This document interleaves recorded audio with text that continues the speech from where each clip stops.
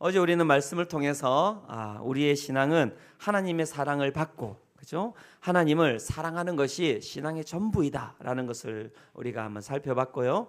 그 가운데서 하나님의 사랑이 얼마나 따스하고 우리의 삶에 직접적인 것인지를 우리가 살펴보았습니다. 어떻습니까? 집에 가셔서 혹시 창세기 15장 읽으시면서 적재에 별 보러 가자 틀어놓으시면서 혹시 성경 읽으신 분 안 계십니까?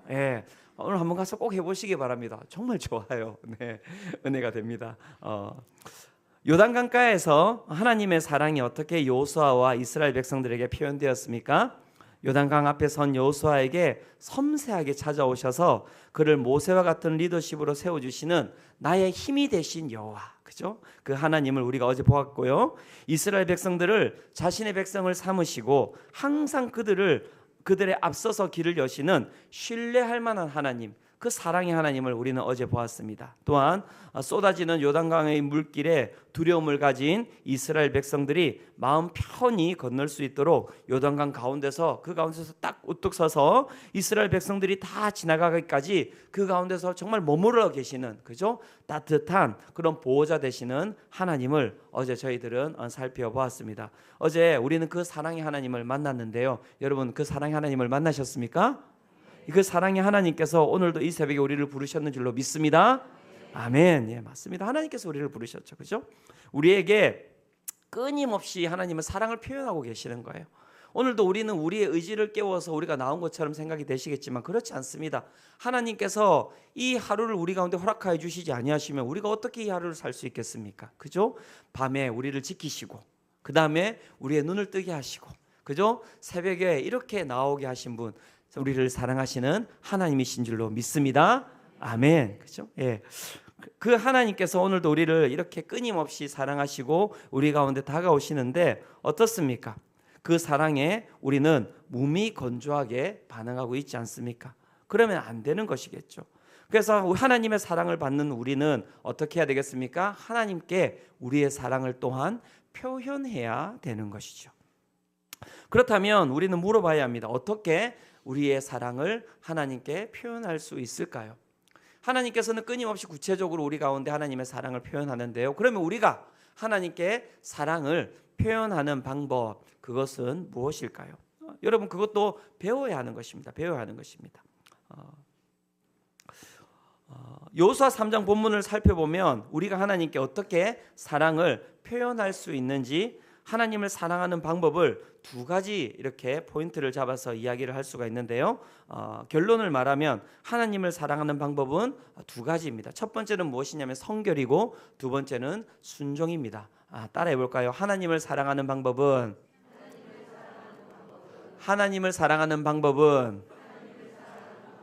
성결과 순종입니다.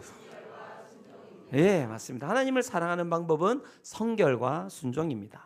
그렇다면 먼저 우리 첫 번째 성결, 하나님을 사랑하는 방법의 첫 번째 성결에 대해서 한번 살펴보고자 합니다. 오늘 본문을 다시 살펴보면 요단강을 눈앞에 두고 건너기 전에 하나님께서 이스라엘 백성들을 이렇게 두고 그들에게 요구한 것이 있습니다. 이스라엘 백성들에게 요구하는 것이 있습니다.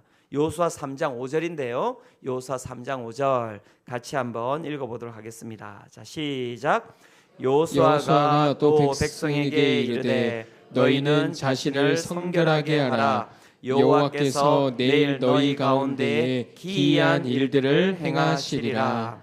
아멘. 하나님께서 그 이스라엘 백성들에게 내일 기이한 일들을 행하신다라고 말씀하시면서 그 가운데 이스라엘 백성들이 하지만 해야 할 것이 있다라고 이야기를 하고 있는 것이죠. 뭐라고 말씀하고 계십니까? 무엇을 하라고 이야기하십니까? 예, 성결하게 하라. 자신을 성결하게 하라. 이렇게 이야기를 하고 계시는 것이죠. 하나님께서 기이한 일을 행하시는데 이스라엘 백성들은 왜 성결하게 해야 되는 것일까요? 여기서 성결이라고 하는 것은 무엇을 이야기하고 있는 것일까요? 여기서 성결이라고 하는 이 단어는 거룩이라고 하는 단어와 동일한 단어입니다. 왜 기이한 일들을 하나님께서 행하시는 데 있어서 하나님께서는 우리에게 성결을 요구하고 계시는 것일까요? 답은 아주 간단합니다. 기이한 일을 행하실 하나님께서 어떤 분이십니까? 그분께서 거룩하신 분이시고 성결하신 분이시기 때문에 우리 또한 성결해야 하는 것이다. 이렇게 말씀이 이야기를 하고 있습니다. 레위기에 들어가 보면요, 레위기 11장 45절, 레위기 19장 2절, 레위기 20장 26절, 여기에는 동일하게 계속해서 이렇게 반복되는 문구가 있는데요, 레위기 11장 45절을 살펴보도록 하겠습니다. 이렇게 말씀이 계속해서 반복하고 있습니다. 한번 같이 읽어볼까요? 자, 시작. 나는 너희의 하나님이 되려고 너희를 애굽 땅에서 인도하여 낸 여호와라. 내가 거룩하니 너희도 거룩할지어다. 예, 우리가 성결해야 되는 이유가 어디에 있다고 이야기하고 있습니까? 예, 내가 거룩하니 어떻게 너희도 어떻게 해야 될지어다? 예, 거룩할지어다. 이 거룩이라는 이 단어가 성결이라는 그 단어하고 똑같은 단어입니다. 똑같은 단어입니다. 내가 성결하니 너희도 어떻게 해야 된다고요? 성결해야 된다라고 이야기를 하고 있는 것이죠. 하나님이 거룩하시다라고 하는 것에 대해서 이 레위기 11장 45절이 이렇게 앞에서 설명을 하고 있습니다. 그 거룩이 무엇인지에 대해서. 그 거룩이 무엇입니까? 나는 너희의 하나님이 되려고 너희를 애굽 땅에서 인도하여 낸 여호와다. 이게 하나님의 거룩입니다. 애굽 땅에서 인도하여 내었다라고 하는 것은 무엇입니까? 세상에 수많은 잡신들이 있는 거예요. 애굽에도 수많은 신들이 있었지 않습니까? 그 많은 잡신들이 있는데 그 수많은 잡신들이 하지 못한 일을 나는 한 신이다, 이 이야기를 하고 있는 것입니다. 애굽이라는 거대한 제국 가운데 너희가 종되었던 자들 아니냐?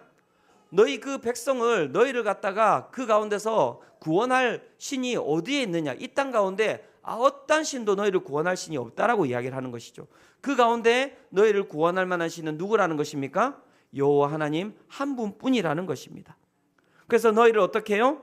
종되었던 너희를 자유민으로 만든 세상과 세상에 있는 모든 신들과 다른 신, 그게 누구라고 이야기하고 있는 것입니까? 바로 여호와 하나님이시다, 이렇게 이야기하는, 그게 이제 거룩입니다. 그게 거룩입니다. 세상 신이 하지 못하는 일을 하는 신, 세상에 있는 수많은 신과 다른 신. 그래서 그 신을 믿는 자, 그 하나님을 믿는 너희들도 어떻게 해야 된다는 것입니까? 예, 거룩해야 된다. 달라야 되는 것이다. 이렇게 이야기를 하고 있는 것이죠. 달라야 되는 것입니다. 소속에 대해서 이야기를 하고 있는 것입니다. 소속에 대해서 이야기를 하고 있는 것이죠. 이 이야기를 해야 되나 말아야 되나, 안 해도 될 이야기일까, 고민을 많이 드는데요. 그 소속에 대한 것이니까요. 다름이라고 하는 소속에 대한 부분들. 요즘 야구가 유행이 아닙니까? 네. 이거 아주 주관적인 것입니다. 아주 주관적인 것입니다. 제가 보니까 이제 아버지가 야구를 엄청 좋아하면 대부분 그 집은 아버지가 응원하는 팀을 응원합니다. 몇몇 분은 아니라고 이야기를 하시는데, 그래서 제가 주관적이라고 이야기를 한 겁니다. 객관적인 게 아니라. 그래서 저희 집도 제가 롯데를 응원하거든요. 그래서 저희 집은 다 롯데 자이언츠입니다. 이제 그런 거죠. 유찬아, 내가 너를 서울 경기권 팀에서 인도하여 낸 아버지야. 내가 롯데 자이언츠니 너도 롯데 자이언츠를 응원하여라. 이런 겁니다. 예. 우리 집에서는 다른 팀은 응원하지 못한다. 예. 야, 저기서 또 저 인간 또 인성이 나오는구나, 또 이렇게. 네, 그렇습니다. 정말 제가 정말 연약합니다. 저를 위해서 기도해 주시고. 네, 네. 그러니까 다른 응원팀의 복장은 우리 집에서 허용되지 않는 거예요. 유찬이가 기아 팀의 복장을 입고 있다. 그러면 잠시 집을 나가주지 않겠니? 네. 네. 하나님의 소유가 되었던, 이스라엘은 하나님의 소유가 되었던 것입니다.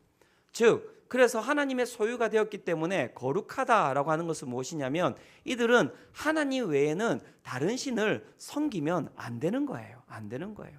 성결이라고 하는 것, 거기에는 그 의미가 담겨 있는 것입니다. 분리되었다라는 의미가 담겨져 있는 것이죠. 또 그 가운데는 또 다른 한 가지 의미가 담겨 있는데요. 이 성결하다에는 어떤 의미가 담겨 있냐면 불태우다라는 의미가 담겨 있습니다. 불태우다. 불태우다라는 의미에는 어떤 의미가 담겨 있는 것이냐면, 내가 하나님 외에는 다른 것은 다 생각지 않겠다라는 것이 그 불태우다라는 의미에 담겨 있는 것입니다. 다 어떻게 해요? 다 불질러 버리는 것입니다. 요거 하나 외에는 다 불질러 버리겠다. 그래서 오직 무엇입니까? 그것만 바라보겠다라는 의미가 이 성결에 담겨 있는 것이죠. 제가 이 본문을 살펴보면서 하나님께 얼마나 감사했는지 모르겠습니다. 만약 하나님께서 내가 기이한 일들을 행할 것이니 이렇게 하나님께서 말씀하셨다고 생각해 보십시오. 너희도 내가 하는 기이한 일들을 행하여라. 이렇게 하나님께서 말씀하셨으면 어떻게 되었겠습니까? 누가 하나님의 백성이 될 수 있겠습니까? 안 되는 것이죠. 나는 너희에게 세상이 줄 수 없는, 하나님께서는 뭐라고 말씀하고 계십니까? 사랑을 줄 것이다. 나는 너희에게 세상이 줄 수 없는 사랑을 줄 것이다. 그리고 너희는 어떻게 하면 된다는 것입니까? 너희는 내가 하는 일을 따라할 필요가 없고 너희는 그 가운데서 어떻게 하기만 된다는 것입니까? 성결하기만 하면 된다. 나만 바라보기만 하면 된다는 것입니다. 나만 사랑하면 된다는 것입니다. 나 외에 다른 것은 쳐다보지 않으면 된다는 것입니다. 나하고 똑같은 옷을 입고 있으면 된다라고 말씀하고 있는 것이죠. 그 성결함을 가장 잘 나타내는 구절이 제가 쭉 성경을 묵상하는데요, 이 신약에 있더라고요. 로마서 12장 1절에서 2절이 성결함이 무엇인지에 대해서, 거룩함이 무엇인지에 대해서, 하나님을 그 가운데서 사랑하는 것이 무엇인지에 대해서 이야기를 해주고 있는데요, 로마서 12장 1절에서 2절 같이 한번 읽어보도록 하겠습니다. 자, 시작. 그러므로 형제들아, 내가 하나님의 모든 자비하심으로 너희를 권하노니 너희 몸을 하나님이 기뻐하시는 거룩한 산 제물로 드리라. 이는 너희가 드릴 영적 예배니라. 너희는 이 세대를 본받지 말고 오직 마음을 새롭게 함으로 변화를 받아 하나님의 선하시고 기뻐하시고 온전하신 뜻이 무엇인지 분별하도록 하라. 아멘. 예. 우리가 하나님 앞에서 거룩함으로 우리가 나아간다는 것, 그것은 무엇입니까? 이 로마서 12장 1절이 정확하게 이야기해 주고 있죠. 너희는 거룩하여라 하는 그 뜻은 무엇이냐면, 우리의 몸을 하나님이 기뻐하시는 무엇으로요? 거룩한 산 제물로 드리는 것이에요. 산 제물로 드리는 것입니다. 그러면 산 제물로 드린다고 하니까 진짜 우리가 막 우리 몸을 각을 떠서 하나님께 드리는 것입니까? 그런 게 아니잖아요. 거룩한 산 제물, 구별되어 있는 성결한 것으로 우리가 하나님께 나아가는 것이 무엇인지 로마서 12장 2절에 이렇게 이야기를 잘 또 이렇게 풀어서 해주고 있지 않습니까? 너희는 어떻게 해요? 이 세대를 본받지 말고 오직 마음을 어떻게 함으로? 새롭게 함으로 변화를 받아 하나님의 선하시고 기뻐하시고 온전하신 뜻이 무엇인지 분별하도록 하라. 이렇게 말씀 이야기하고 있습니다. 이거 제가 이걸 안 드렸군요. 네. 죄송합니다. 네.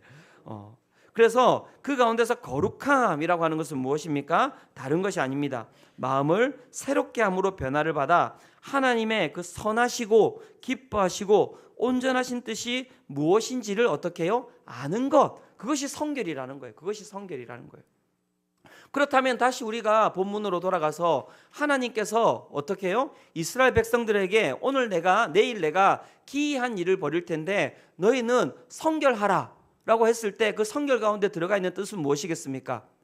여호와 하나님께서 기이한 일을 벌이시는 그 일들에 대해서 성결은 무엇입니까? 이스라엘 백성들이 기대하는 거예요. 기대하는 거예요. 하나님께서 내일 우리 가운데 어떤 일을 벌이실까? 어떤 은혜를 주실까? 하나님께서 우리 가운데 어떤 사랑을 베풀어 주실까? 어떻게 하는 것입니까? 우리가 그 마음 가운데 기대하는 것이 무엇입니까? 성결이라고 이야기하는 거예요. 다른 게 아니에요, 여러분. 하나님을 기대하는 것, 하나님을 소망하는 것, 하나님만 바라보는 것, 그것이 무엇입니까? 바로 우리의 마음을 성결케 하는 것이다 라고 이야기를 할 수가 있는 것이죠. 어떻습니까? 우리 성도님들의 마음은 그런 성결한 마음, 거룩한 마음으로 여기에 계십니까? 왜 갑자기 또 목소리가 반으로 줄어듭니까? 그런 성결한 마음으로 여기에 계십니까? 아니면은 빨리 가서 집에 가서 자고 싶다 그런 마음으로 계십니까? 아이 피곤해, 오늘은 설교를 몇 분 할까? 잘 보셔야 됩니다. 하나님께서 이미 선포하셨죠. 우리 가운데 어떤 선포를 하셨습니까? 기이한 일들을 행하실 것이다 선포하셨습니다. 그리고 우리 가운데 뭐라고 지금 이야기하십니까? 너희는 성결하라고 이야기하셨죠. 그럼 오늘 우리가 해야 되는 것은 무엇입니까? 지금 오늘 우리가 해야 되는 것은 무엇입니까? 무엇입니까? 기대해야 되는 것이죠. 기대하는 것이죠. 우리 옆에 있는 분들에게 한번 이야기해 주시겠습니까? 하나님을 기대합시다. 한번 이야기해 주시겠습니까? 네. 하나님을 기대하는 거예요. 하나님을 기대하는 거예요. 야, 하나님께서 정말 이 특세를 통하여서 내 삶에 어떤 능력을 행하실까? 내 삶에 어떤 하나님께서 이적을 행하실까? 내 삶에 어떤 하나님의 사랑을 부어주실까? 그럼 무엇입니까? 그런 마음을 막 기대하는 거예요. 막 그것을 끌어올리는 거예요. 그게 무엇입니까? 우리가 해야 할 하나님에 대한 사랑이라고 이야기하는 거예요. 그러니까 이렇게 처져 있으면 안 돼요, 여러분. 처져 있으면 안 돼요. 뒤에 등도 기대지 마세요. 이제 막 등 바짝 이렇게 10cm 딱 앉으시고 이렇게 기대가지고 어쩌든 목사님하고 눈빛을 피해가지고 좀 더 잘 보일까. 제가 앞에 한 번씩 다 초청하고 싶은 마음은 무엇이냐면요, 여기는 피할 곳이 없다는 거예요. 여러분. 다 보입니다. 여러분, 다 보입니다. 우리 집사님 눈빛이 지금 40% 감겨 있네. 막 저기 보니까 와, 우리 도의 눈빛은 반짝반짝하네. 네. 기대하셔야 되는 거예요. 하나님께서 우리한테 앞에 이야기 드렸잖아요. 기이한 일들을 행하라고 하시지 않으시잖아요. 우리 앞에 나가지고, 야, 너희들 다 앞에 나가서 탄천을 가르는 자들만 여기 들어올 수 있다? 그렇게 생각해 보십시오. 몇 명이 여기 들어와 앉아 있겠습니까? 한 명도 못 해요. 한강 가서 한강을 갔다가 너희들이 멈추고 와라. 그런 자들만이 내가 구원할 수 있다. 그러면 여기에 몇 명이 앉아 있겠냐고요. 그러니까 하나님은 정말 선하신 분이세요. 하나님은 정말 우리를 사랑하시는 분이십니다. 진짜 이런 종교가 없습니다, 여러분. 이런 종교가 없어요. 여러분, 그 오체투지가 아니고 뭐죠? 뭡니까? 넘어가도록 하겠습니다. 네. 다른 종교 보시면은 얼마나 여러분 수많은 그 신에게 사랑받기 위하여서 얼마나 여러분 고행을 많이 하는지 아시죠? 그런데 여러분들에게 하나님께서 뭘 요구하십니까, 도대체? 뭘 요구하세요? 그래서 이렇게 오만방자한 종교가 없습니다. 막 하나님 앞에 나오는데 다리 꼬고 앉아 있고요. 하나님 앞에 나오는데 핸드폰 가져와가지고 핸드폰 하고 있고요. 제가 여행을 가서 모스크에도 가보고 이런 데 가봤는데요. 다 들어가 보면요, 다 그 성전은 거룩해요. 무슨 말입니까? 밖에 있는 곳과 구별되어 있는데 이렇게 밖에 있는 것보다도 더 난장판인 곳은 교회밖에 없어요. 교회밖에. 여러분, 이거 진짜 여러분 잘 기억하셔야 됩니다. 하나님께서 우리를 얼마나 정말 여러분 사랑하시는지 얼마나 화가 나시겠어요. 그 신 같지도 않은 신들은 그런 대접을 받고 있는데 막 거기 가가지고 여러분 정말 모스크에 잘못 들어가면 여러분 맞아 죽어요. 저희들 맞아 죽습니다. 타 종교인들이 들어오지 못하게 하는 장소도 있고요. 들어갈 때는 남자와 여자들도 딱 분리하고요. 들어갈 때는 신발도 벗게 하고요. 그 다음에 옷도 여러분 그냥 옷 입고 들어가면 큰일 납니다. 우리 MZ세대들 밖에서 여름에 입고 다니는 옷 입고 들어가면 돌 맞아 죽어요. 어떻게 합니까? 옷을 다시 갖춰주죠. 그런데 저희는 어떻습니까? 크록스 신고 와도 하나님께서 아무 말 안 하시잖아요. 그리고 새벽 기도 나오는데 머리가 떠서 나와도 뭐라고 합니까? 하나님께서 성도들만 머리가 떠서 나옵니까? 교역자들도 머리가 떠서 나와도 하나님께서 안 죽이세요. 옛날 같았으면 정말 끈 묶어 들어가가지고 어떻게 됩니까? 머리 떠서 들어가면 그냥 들어가자마자 죽는 거예요. 그러면 끌고 나와야 돼요. 이렇게 줄줄줄 끌고 나와야 돼요. 그렇게 나올 만한 교역자들 여기 많잖아요. 강은구 목사 아니에요? 이대호 목사는 저는 안 그렇겠습니까? 못 앉아 있습니다, 여러분. 그런데 하나님이 사랑하시잖아요, 우리를. 기이한 일은 내가 할게. 너희는 무엇만 달라는 것입니까? 마음만 달라는 거예요. 마음만 달라는 거예요. 성결이라고 하는 것이 여러분 하나님에 대한 사랑의 방법이에요. 그 방법이 무엇입니까? 다른 것 없다는 거예요. 하나님께 기대의 마음을 드리는 거예요. 하나님, 오늘도 저 기대하고 나왔어요. 하나님, 제 삶에 하나님께서 어떤 역사를 불러일으키실지 하나님 제 마음이 기대하고 나왔는데요. 하나님, 제가 기대하는 것보다 안 주셔도 괜찮아요. 조금 주셔도 괜찮아요. 아시죠? 저는 그냥 하나님 한 분만으로 만족해요. 그게 무엇입니까? 바로 우리가 하나님께 드릴 사랑이다. 이렇게 이야기를 하고 있는 것이죠. 사랑하는 성도 여러분, 성결한 마음으로 주님께 나아가시기를 축원합니다. 하나님께 마음을 드리는 우리 성도님들 되시기를 축원합니다. 두 번째, 하나님에 대한 사랑은 무엇입니까? 두 번째 하나님에 대한 사랑은 순종입니다. 순종. 하나님께서 요수아에게 명령을 내리셨는데요. 어떤 명령을 하셨습니까? 넘실대는 그 정말 지금 막 차고 넘치는 지금 요단강가가 차고 넘치고 있다고 이야기 드렸지 않습니까? 넘실대는 그 요단강가로 데리고 가서 어떻게 하셨습니까? 그 가운데서 너희가 이 강을 갖다가 건너야 될 텐데 건널 때 누가 먼저 앞선다고 이야기했습니까? 예, 제사장들이 먼저 앞서는데 그 가운데서 제사장들이 어떻게 할 때 이 강이 갈라진다고 하셨습니까? 그들이 물가에 발을 집어 넣었을 때입니다. 집어 넣었을 때입니다. 여호수아 3장 8절에 이렇게 이야기하고 있습니다.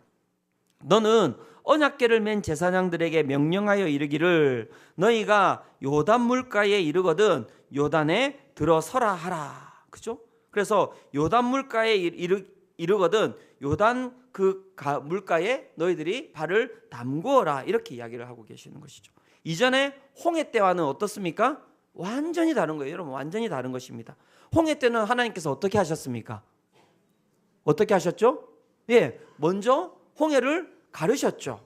그리고 어떻게 하셨습니까? 이스라엘 백성들이 그 홍해를 건넜는데 지금은 어떻게 말씀하고 계십니까? 너희들이 어떻게 해요? 물에 너희들이 발을 담그면 내가 물을 어떻게 한다고요? 갈라주마. 이렇게 말씀하고 계시는 것이죠. 여호수아 3장 11절에서 13절이 그 이야기를 하고 있는데요. 이 부분도 같이 한번 읽어보도록 하겠습니다. 자, 시작. 보라, 온 땅이 주의 언약궤가 너희 앞에서 요단을 건너가나니 이제 이스라엘 지파 중에서 각 지파에 한 사람씩 12명을 택하라. 온 땅의 주 여호와의 궤를 맨 제사장들의 발바닥이 요단 물을 밟고 멈추면 요단 물 곧 위에서부터 흘러내리던 물이 끊어지고 한 곳에 쌓여 서리라. 아멘. 어떻게 하라고 하나님께서 말씀하고 계십니까? 명령하고 계십니까? 너희 제사장들이 발바닥이 요단물을 밟으면 어떻게 한다고요? 요단물이 곧 위에서부터 흘러내리던 물이 끊어지고 한 곳에 쌓여 설 것이다. 이렇게 말씀 이야기하고 계시죠. 갈라지는 것이 아니라 그 가운데 물이 내려다가 선다는 것입니다.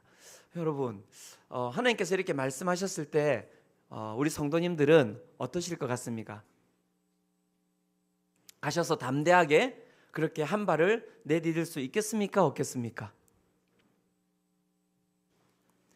내디딜 수 있겠습니까? 없겠습니까? 네? 네, 그게 우리의 모습이에요. 그게 우리의 모습이에요. 하나님께서는 이 부분을 우리 성도님들 꼭 기억하셔야 될 게 무엇이냐면요, 이해할 만하지 않은 일이잖아요. 지금 이게 어떻게 보면 상식적인 일입니까? 아니에요. 이해할 만하지 못한 일이죠. 참 뭐라 말씀드려야 될지 모르겠지만 하나님께서는 우리를 이해할 만한 상황으로 부르시는 것이 아니라 항상 순종할 만한 상황으로만 부르세요. 여러분, 이걸 잘 기억하셔야 됩니다. 하나님을 우리가 만난다는 것은 여러분 그 가운데서 우리가 이해되고 우리가 해석되고 우리가 충만히 우리 머릿속에서 그것을 감당할 만한 상황이 아니라 우리가 이해되지도 않고 우리가 감당하지도 못할 그 상황으로 어떻게 우리를 부르셔서 그 가운데 무엇을 요구하십니까? 예, 순종을 요구하신다는 것입니다. 순종을 요구하신다는 것입니다. 성경을 살펴보십시오. 모든 여러분 부르심 받는 자들이 다 그랬습니다. 아브라함도 마찬가지였습니다. 다윗도 마찬가지였죠. 그죠? 호세아도 마찬가지였습니다. 마리아도 마찬가지 아닙니까? 어떻게 동정녀가 여러분 그 가운데서 아이를 가질 수 있습니까? 아브라함도 여러분 정말 잘 살고 있었지 않습니까? 갈대아 우르가 여러분 그 시대에는 여러분 정말 뉴욕이에요. 뉴욕. 그 시대 뉴욕. 거기에서 큰 지분을 가지고 살아가던 사람이었는데요. 어떻게 했습니까? 너 나오래요. 그래가지고 어디로 끌고 나왔습니까? 아무것도 없는 땅으로 끌고 나와서 거기서 맨날 하시는 얘기가 야 하늘 별 볼래? 또 별 보러 갈래? 여기 이만큼 줄게? 애는 안 주시고 맨날 약속만 주시는 거예요. 약속만 주시는 거예요. 25년 동안. 제가 다시 이야기하지만 사랑하는 성도 여러분, 25년 동안 기도하시기를 축원합니다. 그렇게 하고 그 다음 이야기하시자고요. 왜 하나님께서 내 기도 안 들어주시는지. 그죠? 다윗은 하나님께서 어떻게 하셨습니까? 기름 부으시고 왕으로 기름 부으시고 몇 년 동안 돌아다녔습니까? 12년인가 13년 동안을 돌아다닌 거예요. 죽을 동 말동 그렇게. 그죠? 막 그 사울 쫓아오고 도망 다니고. 그 이해가 되십니까, 여러분? 왕이라고 하는데 하나도 이해될 만한 내용이 없습니다. 바울은 어떻습니까? 그 잘 나가던 바울 하나님께서 부르셔가지고 이방인의 종으로 세운 것 아닙니까? 걸어가는 그 길 보십시오.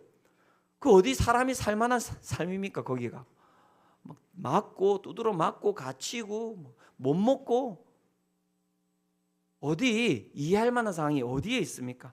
아무리 제가 성경을 살펴봐도요, 성경은 처음부터 끝까지 하나님께서는 우리를 이해할 만한 곳으로 부르시지 아니하고 어떤 곳으로 부르십니까? 순종할 만한 곳으로 부르신다는 거예요. 순종할 만한 곳으로 부르신다. 근데 순종은 무엇입니까? 그래서 순종은 여러분 사랑하는 자만이 순종할 수 있어요. 그래서 제가 보니까 그래서 살펴봤더니 사랑하는 자만이 순종할 수 있더라고요. 사랑하니까는 신뢰할 수 있는 것이고요. 사랑하니까는 믿을 수 있는 것입니다. 그죠?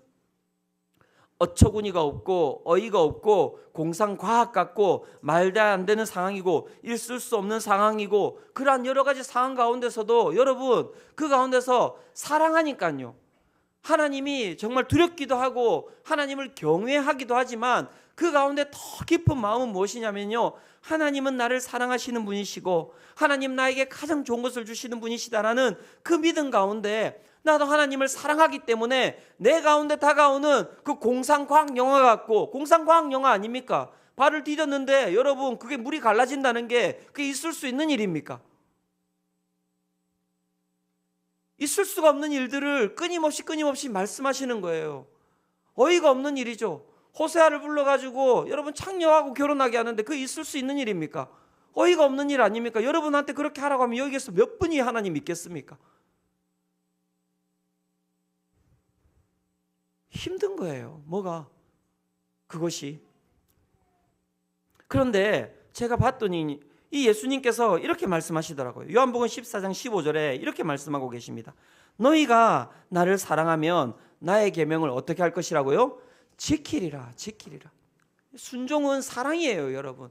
사랑하는 자만이 순종할 수 있습니다. 여러분 믿으십니까? 네, 사랑하는 자만이 순종할 수 있습니다. 한번 따라해 볼 거예요. 사랑하는 자만이 순종할 수 있습니다.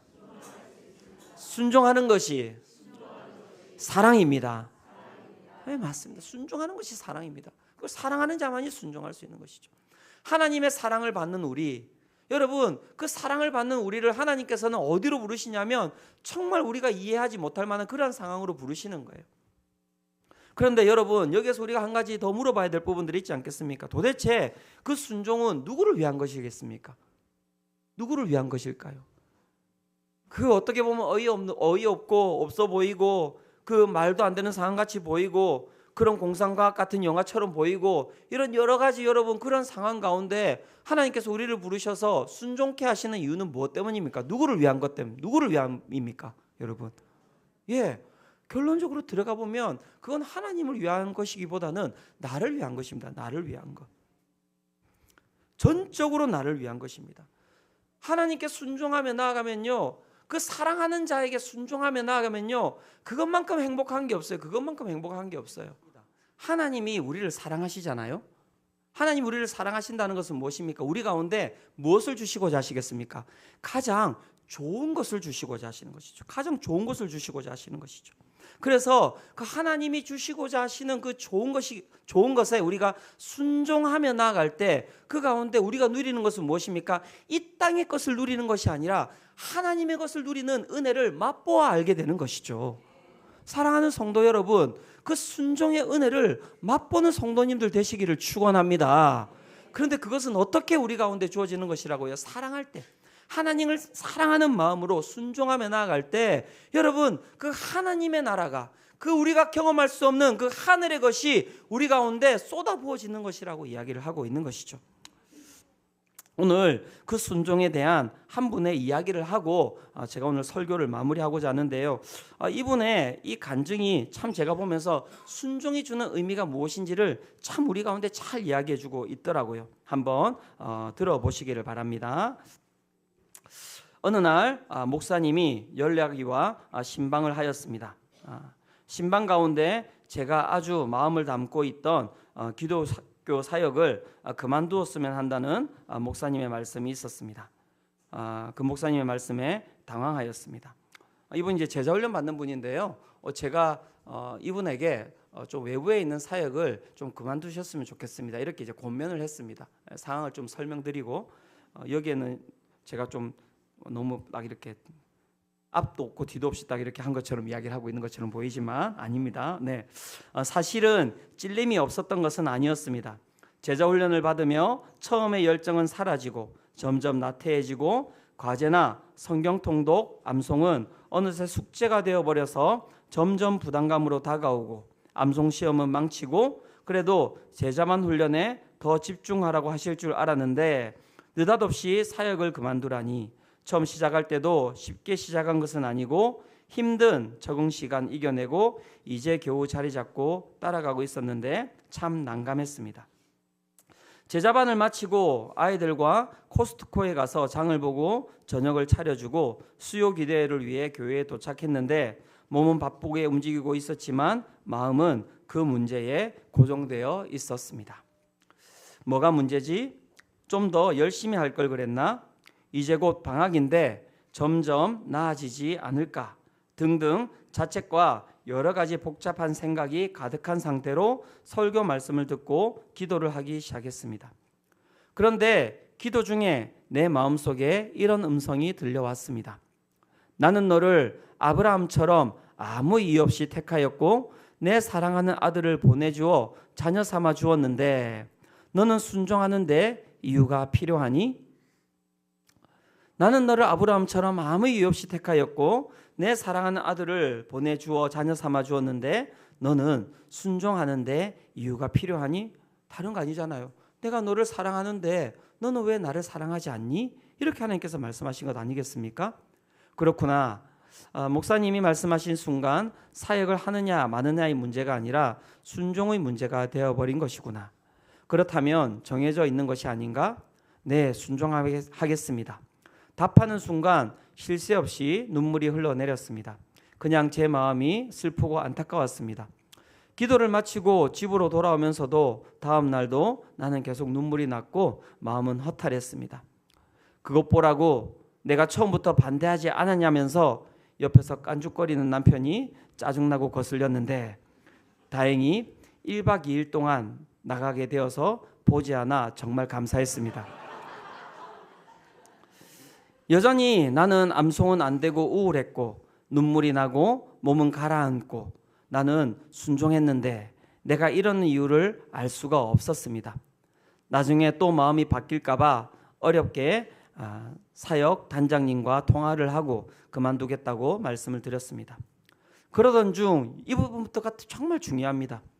예수님처럼 이라는 책을 읽게 되었는데 서문에 이런 내용이 있었습니다. 나는 주택을 구입할 때 나의 명의로 하는 것을 중요시하는데 나의 아내는 그 안을 꾸미는 것을 더 좋아한다. 집안을 깨끗이 하고 계절마다 커튼을 바꾸고 그래도 안 되면 집안 구조를 편리하게 바꾸기도 한다. 하나님도 명의를 내 것으로 하는 것으로 만족하지 아니하시고 나의 아내처럼 내 집을 끊임없이 깨끗하고 예쁘고 아름답게 늘 꾸미고 싶으신 것은 아닐까. 그제서야 나는 나의 상태를 알게 되었습니다. 하나님은 나를 소유하셨지만 내 안을 깨끗하게 하고 예쁘게 꾸미시기를 원하시는구나. 그렇죠? 순종은 의미가 있는 것입니다. 하나님께 순종하는 것은 의미가 있는 것이죠. 그 의미가 무엇입니까? 하나님은 나를 소유하셨지만 내 안을 어떻게 해요? 깨끗하고 예쁘게 꾸미시기를 원하셨다는 것이죠. 필요 없는 부분은 부수고 새로운 모습으로 인테리어 작업을 하고 계시는구나. 이것도 저것도 다 할 수 있을 거라는 욕심과 교만한 마음, 하나님을 찬양하는 거니까 하며 가족들 반대에도 내 마음대로 결정했던 독선, 더 늦은 나이에는 못할 거라는 두려움, 하나님 말씀을 의지하지 않고 내 힘으로 애쓰던 어리석음, 이런 아집들로 이루어진 나의 한쪽 벽면이 부서져 있는 거구나 하는 생각이 들었습니다. 그렇다면 이제부터 그 부서진 잔해를 치우고 하나님이 원하시는 모습으로 새롭게 리모델링이 되어야 하지 않을까. 제자반 훈련이 단순히 통독을 하고 암송을 하고 과제를 잘 해내는 것이 아니라 이러한 과정을 통해서 나를 내려놓는 훈련을 하는 거구나. 다시 한번 깨닫게 되었습니다. 조금은 힘들고 시간도 걸리겠지만 앞으로도 하나님의 원하시는 나의 모습으로 바꾸기 위해 끊임없이 청소와 리모델링 작업을 계속해 나가며 내 안을 하나님이 기뻐하시고 항상 편리하게 사용하시고 머무르고 싶어 하시는 모습으로 갖고 가기 위해 애쓰며 기도하며 무엇보다 나의 소유권을 주님께 온전히 내어드리며 순종하며 살기를 다시 한번 다짐합니다. 아멘. 여러분, 순종은 다른 것이 아닙니다. 순종은 다른 것이 아닙니다. 나를 위한 것이죠. 나를 위한 것이죠. 참 그래서 하나님은 선하신 분이십니다. 하나님은 우리를 사랑하셔서 오늘도 어떻게 보면 우리를 이해할 만하지 못한 삶으로, 우리가 해석되지 못할 만한 삶으로 우리를 부르시는데요. 사랑하는 성도 여러분, 그 가운데서 여러분 버티지 마시고 순종함으로 나아가시기를 축원합니다. 하나님을 사랑하는 마음으로 한번 나아가 보시기를 축원합니다. 오늘도 무엇이 우리 앞에 요단강으로 막혀 있습니까? 하나님께서 그 가운데서 한 발을 디디라고 우리 가운데 말씀하고 계시지 않습니까? 여러분, 한 발을 내딛는 것이 중요합니다. 한 발을 내딛는 것이 중요합니다. 오늘도 우리를 부르신 그 부르심의 뜻에는 여러분 의미가 있는 것이고요. 그 의미 가운데 우리가 한 걸음 한 걸음 순종하며 나아갈 때 오늘 우리의 삶에 하나님의 그 기이한 역사가 우리의 삶에 일어날 줄로 믿습니다. 이 시간 우리 함께 다 일어나시기 바랍니다. 이 시간 다 일어나서 우리 함께 하나님의 부르심 함께 찬양하면서 이 시간 우리 주님 앞에 나아가기를 소망합니다.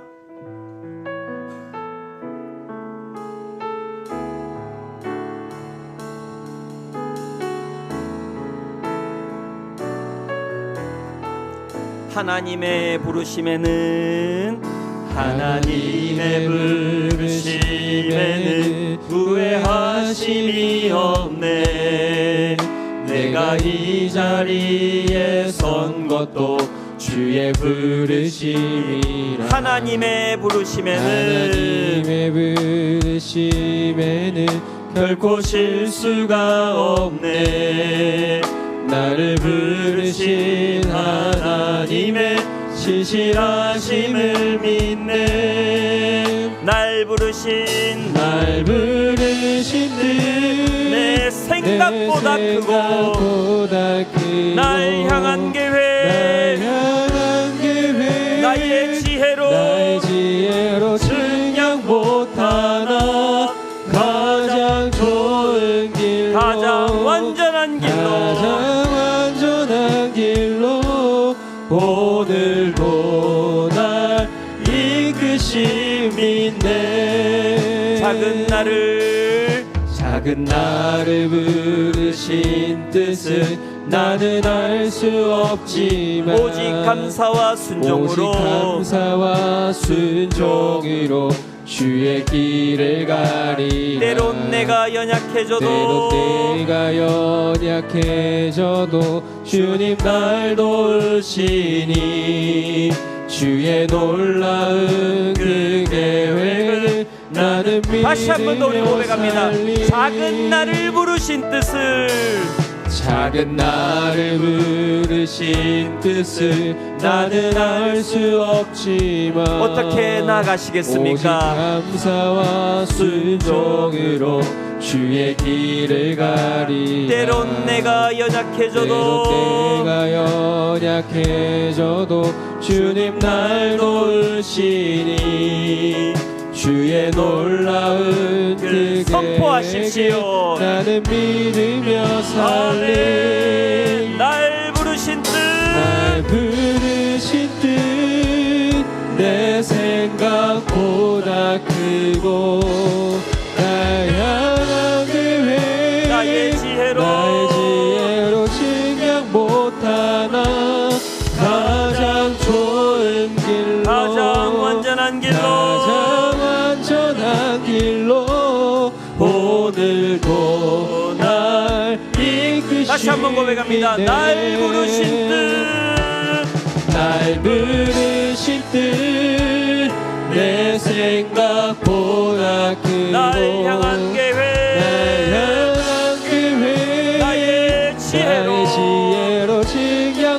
가장 따라 좋은 길로 가장 좋은 길로 가장 완전한 길로 가장 완전한 길로 오늘도 날 이끄시네. 나는 믿네. 함께 찬양합니다. 나는 믿네. 주의 능력으로 내 삶 새롭게 되리. 나는 믿네. 주의 능력으로 담대히 나가리라. 주와 함께 싸워 승리하리라. 날마다 믿음으로 나 다시 한번 고백합니다. 나는 믿네. 나는 믿네. 주의 능력으로 내 삶 새롭게 되리. 나는 믿네. 선포하십시오. 주의 능력으로 나아가는 것입니다. 우리의 힘이 아닙니다. 힘의 말씀을 믿음으로 나아가는 것입니다. 주와 함께 싸워 승리하리라.